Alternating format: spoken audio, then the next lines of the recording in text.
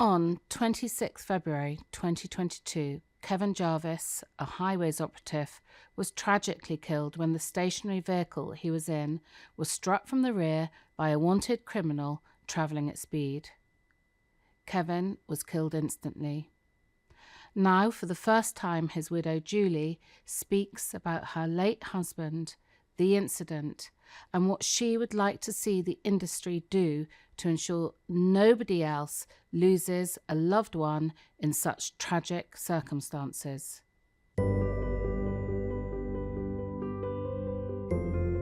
He worked in the industry for 30 years or more. He was dedicated to his job and to helping other people. He was very involved in some pretty difficult situations, collisions and not nice things that the emergency services usually deal with.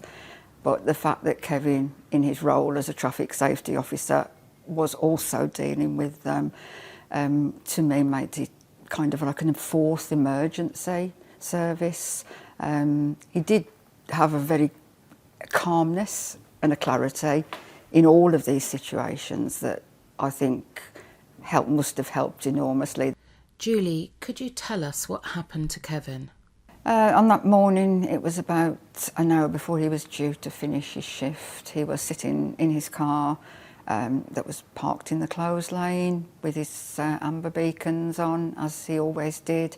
He was completing his sight check before his shift ended, and unfortunately the police were in pursuit of a stolen car. They'd been pursuing him for some distance along the motorway. As he was sitting in his car, the driver of the other vehicle veered into the closed lane and almost instantly collided with the back of Kevin's car. He was travelling at speeds of over 100 miles an hour. The car was virtually crumpled at the back, at the bumper, I think, and the wheels. I saw the pictures, they were underneath the front seats. Kevin was trapped in the vehicle. They couldn't get him out and he died instantly. And could you describe that terrible morning? It was a normal Saturday morning.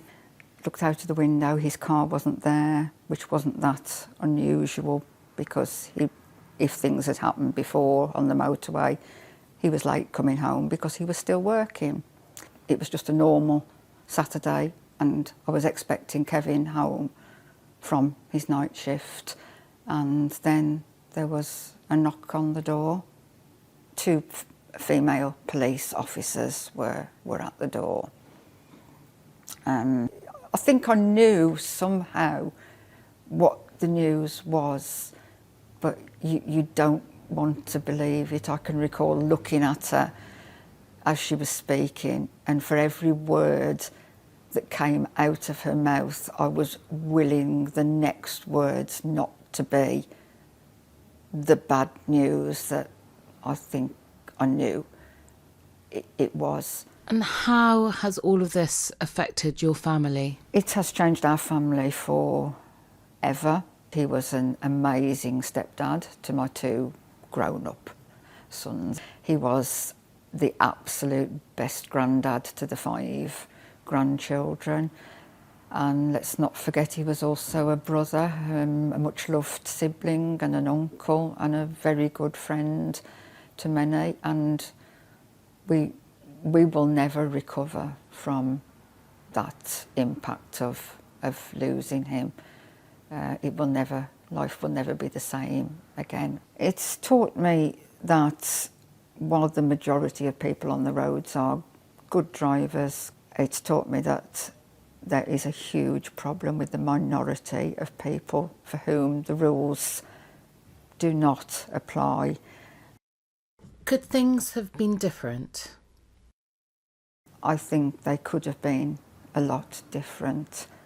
I think this could have been so easily avoided, which makes Kevin's loss seem even more tragic and needless to us. I don't believe that high-speed pursuits should take place through roadwork sites in any way, unless there is some better communication, that it is absolutely 100% clear for them to go through. There aren't any workers out on that carriageway. And what do you hope to gain by telling Kevin's story? Kevin was in a closed lane, but as I've always said, 3 feet high plastic cones are not going to stop a car travelling at 30 miles an hour. They're not going to do much to stop one travelling at 130 miles an hour.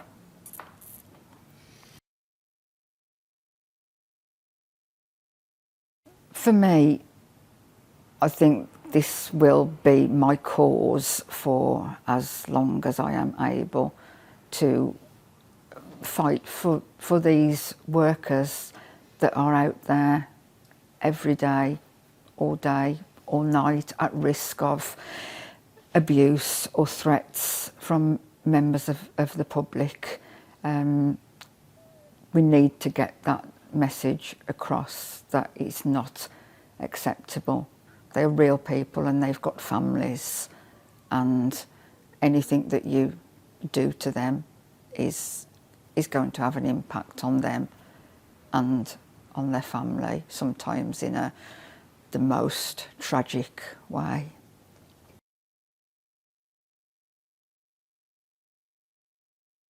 If you are on the highways, motorway, any road, and you are in roadworks, if you have any intentions of threatening or abusing or harming those road workers in any way, please come and knock on my door. Come and see what the consequences are, see what it does to people, see what it does to families. As I said, knock on my door and come and see the reality of what your abusive actions will do to a family like mine. And please don't worry about knocking on my door, because I've had the worst knock on the door that anybody could ever have. And I don't want anybody else to have that knock on the door.